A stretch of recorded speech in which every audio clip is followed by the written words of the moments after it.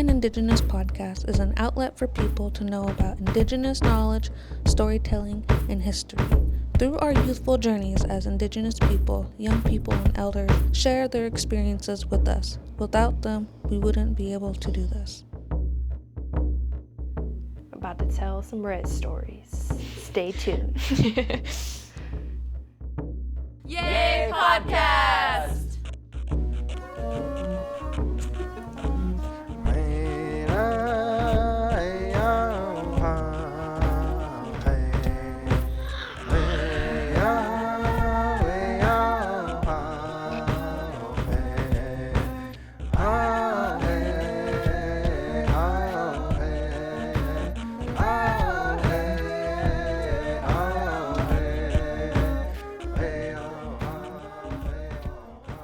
The EA team got to sit down with a couple of our friends from the Lower Elwha Klallam Tribe to talk about their experiences, hear their stories, and what Canoe Journey means to them. Hi, my name is Mark Charles. My ancestral name is Howiat, and I'm from Lower Elwha. Iamtan Sna to Ethwanis Clayamson. I'm Vanessa Castle, and I'm a member of the Lower Elwha Klallam Tribe.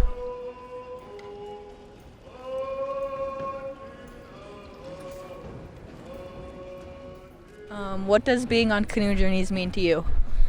Canoe Journeys is a great way of life. You know, you get to see all these people come together, and you know, even though that we come from all over the place, we all can come together as one. So yeah, it's always a lot of fun to be able to see old friends from Canada and family from Canada and all over Washington. So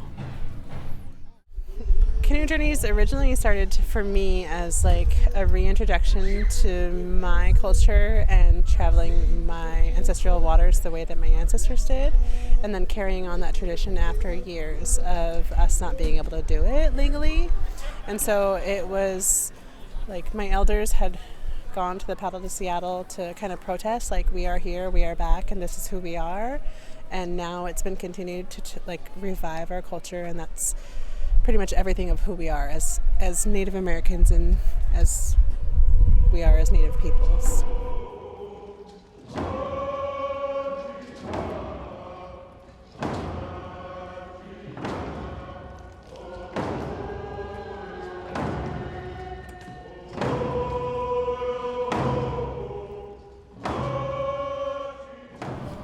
I know this isn't your first canoe journey. What was your first experience like? my first experience was awesome. I come on a support boat. I was a deckhand on a support boat for Lower Elwha for, I don't know, maybe 8 or 9 years before I jumped in a canoe. Had a cousin of mine give me a skipper's paddle and said, "You're gonna need this someday." And one day I ended up skippering. So yeah. Was it hard to learn how to skipper?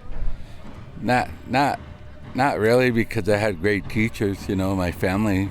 I think we have about 7 skippers in our family. So, you know, every time I needed to ask somebody a question, you know, I just asked my family and not really worry about it. Plus, I grew up on the water. You know, I started fishing commercially on the big boats when I was like 12 years old. So I had all that water experience, you know. Did you ever tip? We did. The very first time I ever skippered, we didn't tip, but we were leaving Port Townsend and it was getting too rough, and we started taking water on all directions. So I called the support boat over because I was worried about the people on the canoe. And so once the support boat got to us, I kind of just sat there and I was watching as we were pulling up to the support boat, who I was going to take off the canoe first. What happened to be this older lady up in front of me.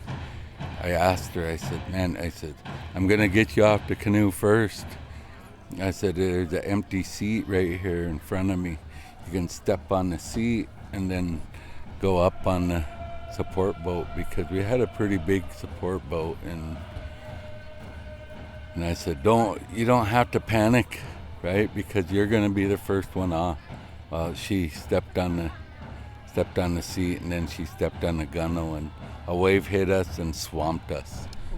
Yeah, so we had a buddy of mine pulling people off the bow. So my first canoe journey was actually in 1996. I was 11 years old, and it was the full circle paddle for children. And we paddled around the sound, and I just remember it being very strict back then. I got locked in the tent at 8 o'clock. No, I'm all reset. No, I never knew that there were people out there like us, and I hadn't left my reservation very often, especially for cultural events. So that was really my first introduction that I'm not alone as far as who we are as people, that we have other people that are out there like us, that are fighting for the same things like us. And so that was really eye-opening for me as a young individual at that time. So.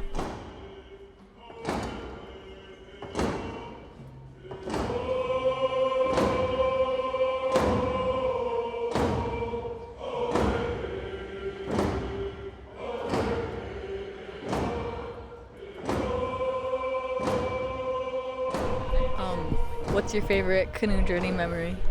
My favorite canoe journey memory is probably 2010 when I skippered to Macaw, to my mom's home village, you know.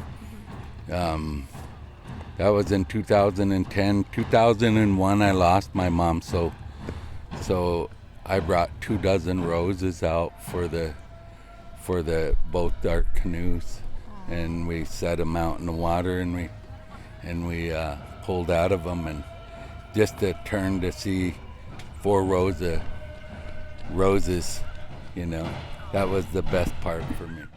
What's your favorite canoe journey memory?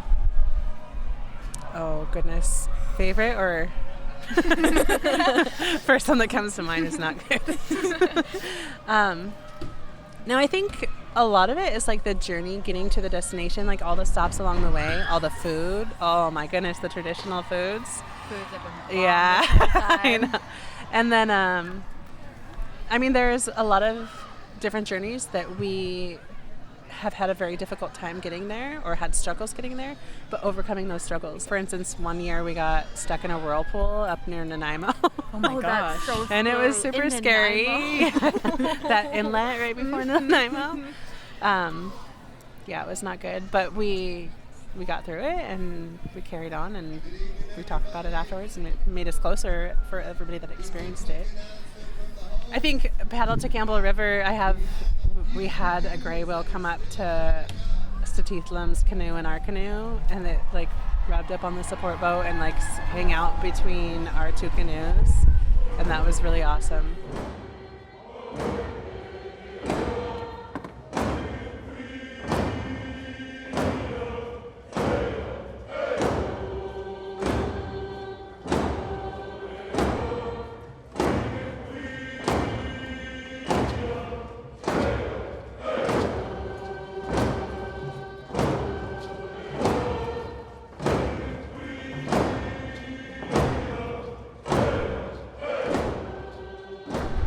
What's like a lesson that you want other people on canoe journeys to learn?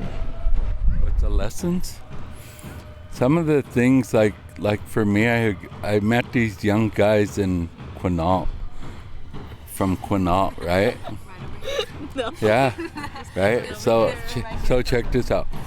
These 3 young men, they come up to me, and I was talking to them in Elwha the very first day, and I asked them. I said, "You guys gonna come drum and sing?" And they said, "Yeah, we would, but we don't have drums." I said, "Shoot, I'll go get drums," right?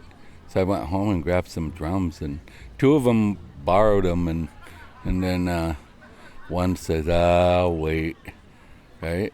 So I loaned them my drums that night, and they brought them back at the end of the night. And I says, "If you're here tomorrow and you guys are gonna drum and sing, I'll bring them again." So I brought them again, and let them use the drums. because for me it's like, let's teach these young people what it's like to pick up a drum and figure out this way of life is a great way of life. It doesn't have to be from our own tribe. You know, it can be anybody. As long as we're reaching out to the young people, that's how I am. Have to reach out to them and try to encourage them. You know, especially these young guys. They wasn't sure if they were going to or not. So it's something that for me, when we went to Jamestown, I didn't bring the drums, and they come and look for me, right? And I didn't have them. I said, well, tomorrow I'll bring them. And I said, I want to talk to you guys. And I said, I'm going to loan you these drums for the rest of the journey, because it means it's important to me that you guys learn this way of life, this culture. I said it's very important, and you guys are the next generation to teach the young people. So I says, I'll bring them to Port Gamble. I brought them to Port Gamble, and I didn't see them. But today when they got off the canoes, I said, I got the drums for you guys. I said, just remember, I don't loan my drums to anybody. I said, one, I want you guys to understand that there's no alcohol and there's no drugs and no smoking around my drums. So that's all I ask. And so, yeah, that's something that I like to teach the young people, young guys, you know, try to encourage them. Have you always been involved in your culture? Yeah, it's something that my mom's always wanted me to do. I mean, my siblings, I'm the only one out of my family that does this, you know, and I'm the youngest boy of 7 kids, and my sister's the youngest, but yeah, I've always did this, stick games, all of that, so yeah. Have you always been involved in your culture? No, in one way or another I have. My mom was unfortunately raised in a non-native foster placement. She was removed in the 1950s, as a lot of the children were from the reservation, and so she grew up in non-tribal, non-native foster care. So when my mom had children, she wanted to move us home to have that sense of identity that she never had. And she wanted to regain her information because she had a spiritual connection and a DNA connection to the tribe, but she never got to experience it. So she moved us home, hoping to raise her children within that culture. And so I grew up knowing it and going to culture class from a young age, and then traveling on canoe journeys from the time I could on. I did move away for quite some time to just kind of explore the world and find out who I was, and it really made me appreciate, you know, what we had back here. I did always come home every summer, and I usually participated in canoe journeys when I came home, but I feel like I needed that as a young person to get out and see what the world was like, but I knew that I was going to come home, and I did.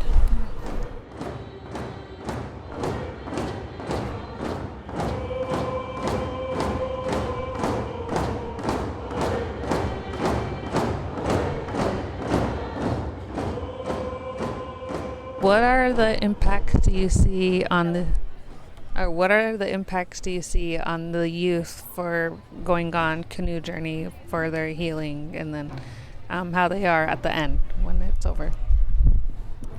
You know, I think the energy they have, the closer they get, the more energy they have, the more excitement they have. You know, like I was talking about the 3 young men, you know, I see them and they just say, hey, Hammer, what's up? You know, come up and say hi, and you know, so the energy is good. You know, they're like, since Journey started, you're the best thing that happened. Is us meeting you, and I was just like choked up, kind of, you know. But yeah, I mean, the energy they have it just starts getting excited, you know, because they're starting to learn more about what travel journeys is really about. You know, culture is a huge part of it. So, and it was good to hear them talk about that today. you know, so yeah.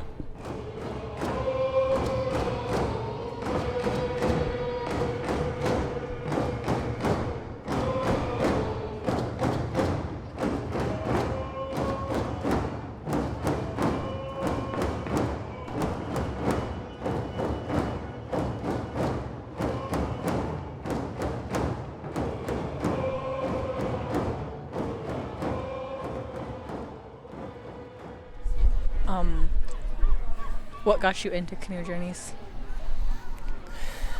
I think just I grew up singing and dancing as a small child and learning my language as a young child from my great aunts. And so when Canoe Journey started, I waited. I was looking up to the people who went, and I never had a chaperone to bring me before I was 11. So when I turned 11, that was the first year that I could go on my own. And I was looking forward to that for many years. Obviously, they had gone a couple times before that. But I think just from a young age, I knew that that's what I wanted to do, that I wanted to travel the way my ancestors did. I had already been trying to revitalize as much as I could. I wanted to be that person, to learn the language and to live up to making my ancestors proud.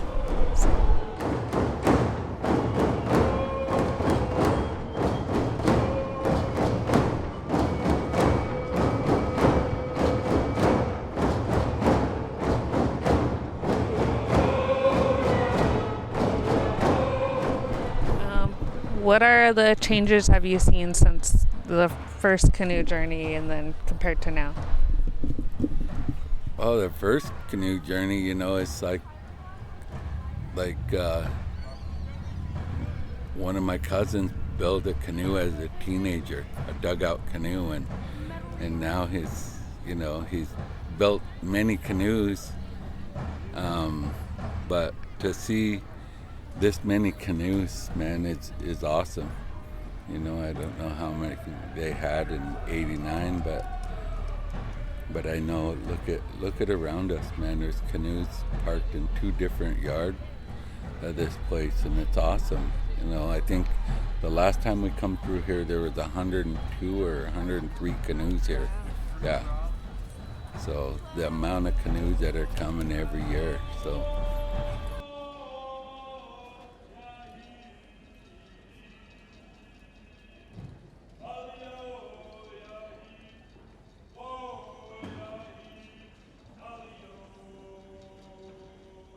What do you think is the most important lesson that you've learned throughout your years on journeys? I think the biggest thing is, like, you learn a lot about who you are on a canoe, like, as far as, like, how strong you really are. When you paddle, and, like, back in my day, I'm so old. Back in my day, we didn't used to have support boats, and we didn't used to get off the canoe ever. We weren't allowed off the canoe. Like, it was dangerous for a support boat to come up to us.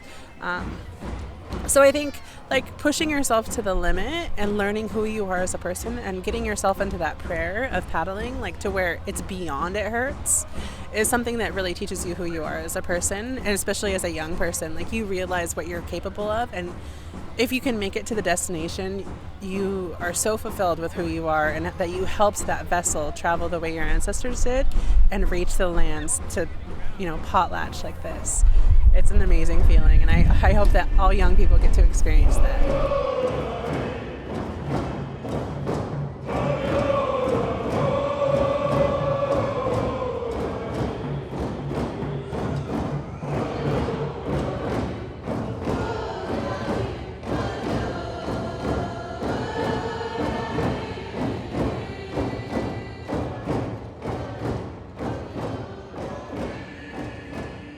Do you have anything else that you want to say?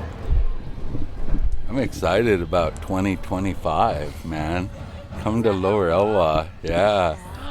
Yeah, I'm excited about that.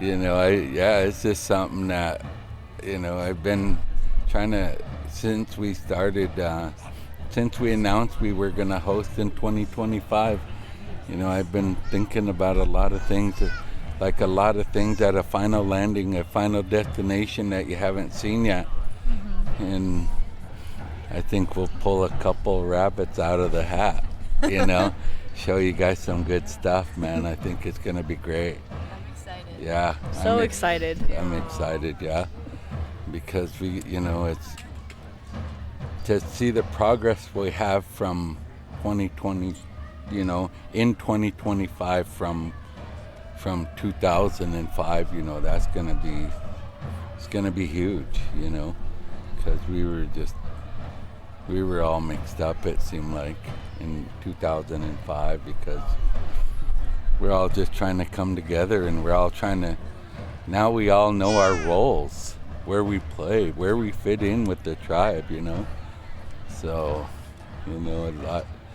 it's gonna fall together pretty easy this next time in 2025. So that's what I'm excited about.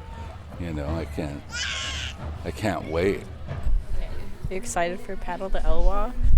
Oh my goodness. Yeah, excited but also nervous because we have a lot of preparing to do. Like, we need to start preparing now. But excited to bring everybody to our homelands.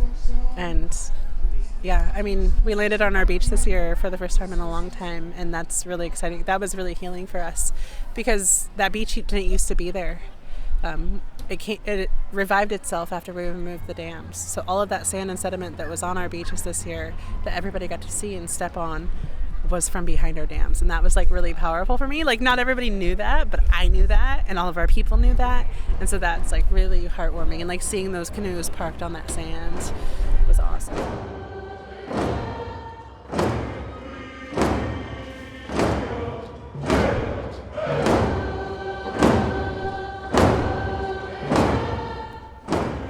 Music by the Lower Elwha Klallam Canoe family.